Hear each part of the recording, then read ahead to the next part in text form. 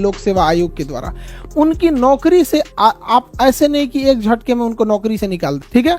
तो उनको ना क्या करना है, आप लोग को संरक्षण देना है। संविधान उन लोगों को क्या देता है, संरक्षण देता है। किसके तहत, 311 के तहत। इसलिए देखिएगा आईएएस अधिकारी जो डीएम एसपी होते हैं, इन लोगों को नौकरी से निकालना काफी टफ हो जाता है। जो डीएम वगैरह होते हैं, डीएम एसपी मजिस्ट्रेट, इन लोग को नौकरी से निकालना काफी टफ हो जाता है। क्योंकि अगर आपने यूपीएससी या स्टेट पीसीएस के थ्रू क्या लिया है, जॉब लिया है, तो आपके लिए संरक्षण का अधिकार किसमें है, 311 में है।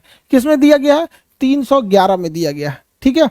तो संघ लोक सेवा आयोग या फिर जो भी राज्य लोक सेवा आयोग है, इनके कर्मचारियों का संरक्षण आपसे पूछ चुका है कि संघ या राज्य लोक सेवा आयोग के कर्मचारियों का संरक्षण आर्टिकल संख्या कितना में दिया गया है, तो आर्टिकल संख्या 311 में दिया गया है। किसमें दिया गया, 311 में। अब हम चलते हैं 312, उसके बाद चलेंगे 315। देखिए 312 में क्या कहा है, तो इसको पहले समझते हैं। अखिल भारतीय सेवा क्या होती है। 3 टाइप की नौकरी को ध्यान से समझिए। ये 3 नौकरी, एक होती है अखिल भारतीय सेवा, अखिल भारतीय सेवा, अखिल भारतीय सेवा। सेवा का अर्थ होता है नौकरी, सर्विस, अंग्रेजी में कहते हैं सर्विस, ऑल इंडिया सर्विस। इसे क्या कहेंगे, ऑल इंडिया सर्विस। एक होता है केंद्रीय सेवा, केंद्रीय सेवा, सेंट्रल सर्विस, केंद्रीय सेवा, सेंट्रल गवर्नमेंट का नौकरी, सेंट्रल सर्विस। और एक होता है राज्य सेवा, राज्य सेवा, state service, state service, state service. देखिए इन तीनों में मेन अंतर क्या होता है। इसमें होता है जो अखिल भारतीय सेवा होती है, इसमें आपकी नियुक्ति करती है केंद्र सरकार, आपकी नियुक्ति करती है केंद्र सरकार और भेज देती है राज्य सरकार के पास कि जाइए उस राज्य में ड्यूटी कीजिएगा और उसी राज्य से सैलरी ले लीजिएगा। जैसे आईएएस अधिकारी, आईएएस अधिकारी को सेंट्रल गवर्नमेंट नियुक्त करती है, ट्रेनिंग दे देती है, सेंट्रल गवर्नमेंट ट्रेनिंग दे दी। अब उसका कैडर डिसाइड करेगी कि किस स्टेट में उसे भेजना है। गुजरात में भेजेगी, कहेगी जाओ गुजरात में सर्विस करो, गुजरात में नौकरी करो, वहीं से सैलरी ले लेना। तो ऐसी नौकरी जिसे केंद्र सरकार नियुक्त करती है और केंद्र सरकार ट्रेनिंग देती है, लेकिन वह व्यक्ति आके राज्य सरकार के डिपार्टमेंट में सेवा देता है और राज्य सरकार से सैलरी लेता है, ऐसी नौकरी को अखिल भारतीय सेवा कहते हैं। यह भारत में सबसे पावरफुल जॉब है, क्योंकि वह राज्य सरकार उस अधिकारी को कुछ समय के लिए सस्पेंड कर सकती है, लेकिन हमेशा के लिए नौकरी से निकालने का अधिकार उसे नहीं होता है, अर्थात बर्खास्त, यानी उसको टर्मिनेट नहीं कर सकती है। इतना पावर होता है। अखिल भारतीय सेवा में सैलरी राज्य सरकार देती है, लेकिन नियुक्ति कौन करती है, केंद्र सरकार। सबसे पावरफुल होता है। इसमें कौन कौन आएगा अखिल भारतीय सेवा में, तो देखिए ध्यान से। एक आता है इंडियन एडमिनिस्ट्रेटिव सर्विस, आईएएस अमूमन डीएम लिखता है, आईपीएस लिखता है, और इंडियन फॉरेस्ट सर्विस, भारतीय वन विभाग। इंडियन फॉरेस्ट सर्विस को रखा गया किसके, कब, 1966 में। क्यों, क्योंकि हमें उस समय आभास हो गया कि जंगलों की कटाई इतनी तेजी से चल रही है कि छोटे मोटे कर्मचारियों को वहां के ठेकेदार, विधायक उधायक डरा धमका मिला उला के कटवा लेते हैं सब पेड़ वगैरह। तो वहां आभास हुआ कि एक ऐसे अधिकारी की जरूरत है जो राज्य सरकार या लोकल लोगों से उतना न डरे। आईएएस जो होता है ना, ये कार्मिक मंत्रालय इसको कंट्रोल करती है, इसे गृह मंत्रालय कंट्रोल करती है, और इसे पर्यावरण एवं वन मंत्रालय कंट्रोल करता है। आईपीएस की ट्रेनिंग किस शहर में, हैदराबाद। आईएएस की ट्रेनिंग किस शहर में, आईएएस की ट्रेनिंग, आईएएस की ट्रेनिंग मसूरी में। और आईएफएस की ट्रेनिंग कहां होती है, IFS Indian forest service, Dehradun. केंद्रीय सेवा में केंद्र सरकार नियुक्त करती है और केंद्र सरकार अपने पास रख लेती है। केंद्र सरकार नियुक्त करती है और केंद्र सरकार अपने पास रख लेती है। यह होता है केंद्रीय सेवा। जैसे रेलवे, रेलवे में नियुक्ति कौन करेगा, केंद्र सरकार। ट्रेनिंग कौन देगा, केंद्र सरकार। भेज कहां देगा, रेलवे डिपार्टमेंट में। रेलवे डिपार्टमेंट किसका, केंद्र सरकार का। सैलरी कौन देगा, केंद्र सरकार। अगर आपको राजदूत बना के अमेरिका भेज दिया जाता है, अगर आपको राजदूत बना के अमेरिका भेज दिया जाता है, तो नियुक्ति कौन करेगी, केंद्र सरकार। किसके थ्रू, यूपीएससी के थ्रू नियुक्ति करेगी केंद्र सरकार और सैलरी देगी केंद्र सरकार। आपको कभी जापान, अमेरिका, रूस भेजेगी तो केंद्र सरकार के निर्देश पर जाएंगे। यूपीएससी में अगर आपको इंडियन पोस्टल सर्विस मिल गया या इंडियन रेवेन्यू सर्विस मिल गया, इंडियन रेलवे सर्विस मिल गया, तो ये सब केंद्रीय जॉब होते हैं। कौन सा जॉब होता है, केंद्रीय जॉब। तो जरूरी नहीं कि यूपीएससी में आपको सब अखिल भारतीय सेवा मिल जाए। राज्य सरकार आपको नियुक्त करेगी, राज्य सरकार नियुक्त करेगी, राज्य सरकार ट्रेनिंग देगी और राज्य सरकार काम कराएगी आपसे और वेतन देगी। सारा चीज जब राज्य सरकार के अंडर में आ जाता है तो राज्य सेवा कहलाता है। क्या कहलाता है, राज्य सेवा। जैसे बिहार दरोगा, जैसे दरोगा का एग्जाम, दरोगा का वैकेंसी कौन निकालता है, राज्य सरकार। एग्जाम कौन लेगा, राज्य सरकार। ट्रेनिंग देगी राज्य सरकार। काम कराएगी राज्य सरकार, और उसके बाद से आपको सस्पेंडो कर देगी राज्य सरकार, निकाल के फेंकियो देगी राज्य सरकार, टर्मिनेट भी कर देगी राज्य सरकार। सबसे डरा हुआ यही वाला रहता है, सबसे डरा हुआ यही कर्मचारी रहता है, क्योंकि राज्य सरकार के अंडर में ही सब कुछ रहता है। अरे भैया हमारा उठा के मत फेंक दियो, समझ में आएगी नहीं? अब जैसे कोई केंद्र सरकार, कोई एसएससी से आया है और Indian service selection board, SSC service selection commission, तो ये होता है ना स्टाफ सिलेक्शन वाला, सर्विस सिलेक्शन नहीं जी, वो तो दूसरा होता है, एसएसबी हो जाएगा, एसएससी। अब उसमें आपको कोई इनकम टैक्स में इंस्पेक्टर बन के आए तो केंद्रीय नौकरी है, बिहार सरकार उसको सस्पेंड भले कर सकती है लेकिन नौकरी से हटा नहीं सकती है अगर कुछ गड़बड़ करेगा। हालांकि वो केंद्र सरकार का है, बिहार सरकार उसको कुछ टच भी नहीं करेगी, यूपी सरकार। आप रेलवे में टेक्नीशियन सपोज कीजिए, लोको पायलट है, ट्रेन चला रहे हैं, ऐसे स्टेयरिंग नहीं होता जी, ए9 हैंडल होता है, ट्रेन चला रहे हैं, तो क्या राज्य सरकार आपको, यूपी सरकार का ये खराब ट्रेन चला रहे हो हटो, नहीं हटा पाएगी? वो कौन हटाएगा? केंद्र सरकार हटाएगा। तो सबसे ज्यादा कर्मचारियों के पास पावर किसके पास रहता है? अखिल भारतीय सेवा के, और सबसे कम राज्य सरकार के पास। जैसे पुलिस हो गया, सरकारी स्कूल के टीचर देखिएगा पोलियो पिलाने के लिए भेज देता है, कभी कभी चुनाव में ड्यूटी लगा देता है, कहीं कहीं तो नहीं लगाए ना इन लोग चुनाव में ड्यूटी। डीएम पूरे जिले के चुनाव का अपना सबसे बड़ा अधिकारी होता है, डिस्ट्रिक्ट मजिस्ट्रेट सबसे बड़ा पावरफुल होता है। लोग कहते हैं कि पढ़ लिख के राजा बनोगे, तो उन बकलोलवन को बोलिएगा कि जो डीएम है ना, डीएम डिस्ट्रिक्ट मजिस्ट्रेट, ये राजा ही है, समझ में गया? इसका नाम होता है कलेक्टर, टैक्स कलेक्ट करता है पूरे राज्य से, ये राजा से कम नहीं है, ये पूरा जिला इसी के अंडर में आता है। तो जो अगर बोलेगा कि पढ़ लिख के राजा बनोगे तो कहिएगा हाँ अभी नाम बदल गया, उसी का नाम है डीएम, और पुराना राजा हो जाएगा तो कमिश्नर, डायरेक्टर, फिर बड़ी ज्यादा जाएगा, additional secretary, joint secretary, secretary, chief secretary. Chief secretary तो बहुत बड़ा पावर होता है, समझ में आ रहा है कि नहीं आ रहा है? मुख्यमंत्री कोई भी डिसीजन चीफ सेक्रेटरी से पूछ के लेते हैं, चीफ सेक्रेटरी साहब क्या कहना है आपका? तो भैया चीफ सेक्रेटरी बहुत पुराना होता है। ये आईएएस जो निकालते हैं लोग ना, 25-30 साल का जब आपके पास अनुभव हो जाता है, बूढ़े हो जाते हैं, तब आप लोग को चीफ सेक्रेटरी बनाया जाता है। तो आप जब आईएएस बनिएगा, 25-30 साल का अनुभव हो जाएगा, तो पूरा झुंड में रहिएगा, आप लोगों को बिल्डिंग में रखा जाएगा। जितना पुराट आईएएस रहेगा, सब ना यूपीएससी निकाला हुआ, आप लोग कैसे क्लास में बैठे हैं, अभी एग्जाम निकालना है आप लोग को, सबकी ख्वाहिश है यूपीएससी निकाल लें। तो ऐसे ही अलग अलग शहर से कोई यूपीएससी निकाल के आया रहेगा, कोई कहीं पे 20 साल डीएम रहा है, कोई आईपीएस रहा है, कोई कमिश्नर रहा है, उसको फिर बुलाया जाएगा, बड़का बिल्डिंग में उसको रखा जाएगा, उसका नाम रहेगा सचिवालय। सचिवालय में सब ऐसे ही सब बड़का बड़का रहता है, उसी सबसे डिसीजन लिया जाता है, समझ में आ रहा है कि नहीं? तो काफी बड़ा पोस्ट होता है। कृष्ण जी अंश 10-20%, और जिस दिन विष्णु भगवान उतर जाए, समझ में आ गया कि नहीं? तो आप इस चीज को समझिएगा, एक साथ दो अवतार रह सकते हैं कि नहीं? 100%। तो वैसे भी अवतार में नहीं, अवतार का मतलब ही होता है कि हम अपने मतलब कुछ अंश को भेजा गया। आगे बढ़ जाए, सातवाहन वंश की जानकारी किस पुराण में? हाँ, मत्स्य पुराण में। किसमें? मत्स्य।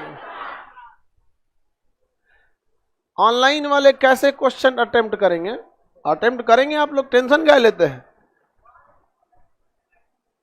ऑनलाइन ही होगा आपका,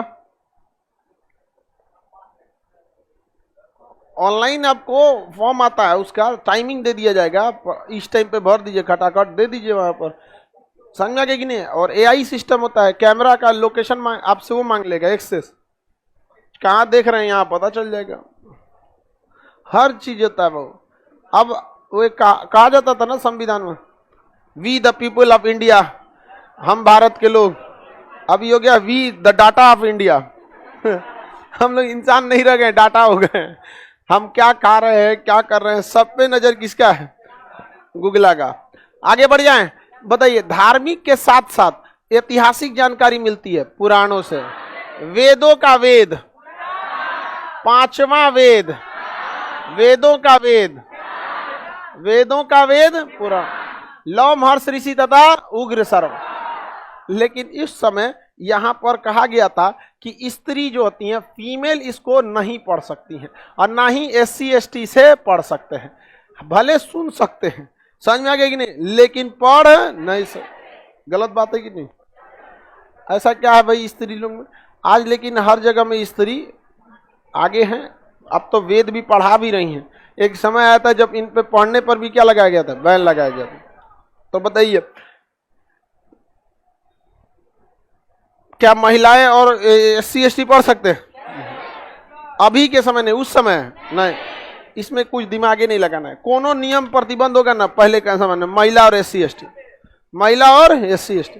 मनुस्मृति में देखेंगे तो मनुस्मृति भी स्मृति साहित्य है, उसमें भी महिला और SC/ST।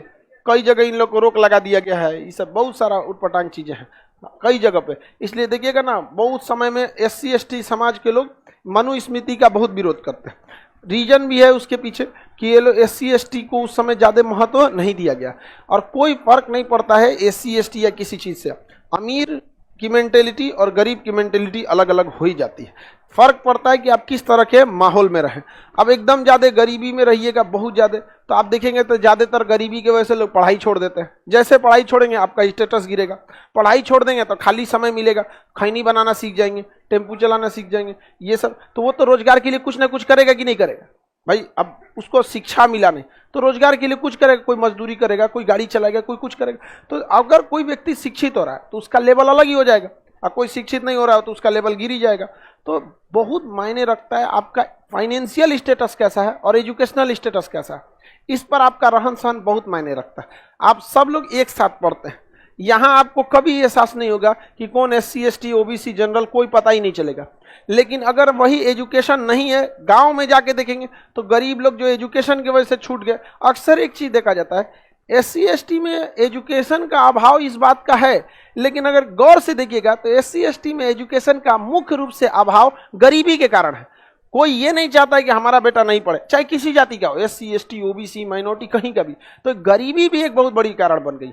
और जितने भी बढ़िया स्कूल है जो मतलब एजुकेशन अच्छा दे सकते हैं, वो सारा का सारा स्कूल नेताओं का है, पीछे से किसी के नाम पे करा दिए है नेताओं का।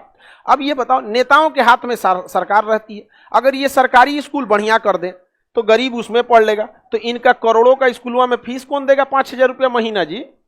समझ में? मेन गेम समझिए, सरकारी स्कूल सरकारी हॉस्पिटल सही नहीं होने का मेन गेम ये है, क्योंकि जिन्हें सही करना है वही करेंगे आप। समझ में आ गया कि नहीं आ गया? मशरूमों का गड़बड़ चीज है यहाँ पर। खैर ये सब महिलाओं और SC देख रहे हैं कितना अत्याचार हुआ था, और हकीकत भी यही है, सबसे ज्यादा अत्याचार यही दो लोग इंडिया में सहे हैं, महिला और SC/ST। आज आगे बढ़ जाते हैं, तो बताइए, आपको पुराण भी बता दिए, क्या बच गया? वेदांत। क्या बच गया? वेदांत भी बता दे बबुआ। प्राचीन काल में बहुत समय से हुई थी, एक समय में नहीं हुआ था बैच की तरह, 300-400 साल तक चला था। हाँ, उसी वैदिक काल में ही सब चल रहा है। जितना ये रचना और ये सब किस में हो रही है? हाँ, वैदिक काल में जितना सब रचना हो रही है। उपनिषद क्या हो गया? उपनिषद। उपनिषद, उपनिषद को क्या कहते हैं बाबू? वेदांत। क्या कहेंगे? वेदांत। वेदांग नहीं, वेदांत। उपनिषद जो है इसके बारे में कंफर्म डाटा नहीं है, हालांकि कहा जाता है कि कितने उपनिषद है?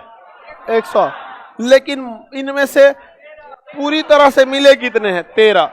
कितने मिले हैं? 13। देखिए, उपनिषद का अर्थ ये होता है कि गुरु के समीप बैठकर दार्शनिक ज्ञान प्राप्त करना। गुरु के समीप बैठकर ज्ञान प्राप्त करना या दार्शनिक। देखिए, ज्ञान एक अलग चीज होता है, दार्शनिक ज्ञान अलग चीज होता है। जैसे हम आपको पढ़ा रहे हैं, ये सिलेबस है, न कि ये दर्शन शास्त्र है। दार्शनिक ज्ञान कभी कभी आपको देते हैं, कभी कभी महिला सबको भी बताते हैं। नहीं बताते हैं कि घर जाओ तो ई न कि एकदम टीम टाम में रहने लगे। समझ में आ गया? जो कंजर्वेटिव विचारधारा का आदमी है वो बेटी को भेजबे नहीं करेगा, भेजे बाहर भेजे पढ़ने के लिए, ये फैशन मॉडल बन के चल आई। तो ये क्या है? दार्शनिक चीज है कि हाँ, कब किस सिचुएशन में क्या करना चाहिए। समाज अगर कोई कुरीति चल रही है तो उसी के पैरेलल चल के कैसे उस कुरीति को साइड कर सकते हैं। अगर कोई हाईवे पे गाड़ी जा रही है तो उसे हटाने का 2 रास्ता है। अपना गाड़ी सामने लगाइए, इसमें रिस्क है, बगल में चलते चलते ठेल दीजिए, उसको चल जाएगा जो रहते हैं। समझ में आ गया कि नहीं? तो हम चाहते हैं कि जो कुरीतियां है ना, उसको आगे से नहीं रोका जाए, कचार देगा ससुरा, साथे चल के ठेल दिए जो। समझ में आ गया नहीं? ये सब चीज क्या होता है? दार्शनिक होता है। समझ में आ गया नहीं? क्या तो दार्शनिक ज्ञान रहता है किसमें? उपनिषद में। उपनिषद का अर्थ होता है गुरु के समीप बैठकर ज्ञान प्राप्त करना। गुरु सबको दार्शनिक ज्ञान नहीं देता, जिनको उसे लगता है कि नहीं ये संभालने लायक है, उसी को गुरु दार्शनिक ज्ञान देता है। इसलिए जब गुरु के पास कुछ फेवरेट विद्यार्थी होंगे या कुछ उस योग्य, देखिए गुरु का फेवरेट अपनी योग्यता पे ही कोई बनता है। अर्जुन जो थे वो द्रोणाचार्य के समीप थे, फेवरेट थे। ऐसा नहीं कि उनमें बहुत सुंदर थे या कोई चापलूसी करते थे, योग्यता के बदौलत में। तो पास बैठा के उन्हें ज्ञान दिया करते थे, दार्शनिक ज्ञान, ये सब चीजों को। उस समय का सारी बातें जो होती थी वो संस्कृत में होती थी। तो ये अलग से बताने की जरूरत नहीं है कि उपनिषद संस्कृत में लिखा गया है, लेकिन उपनिषद का अर्थ आपसे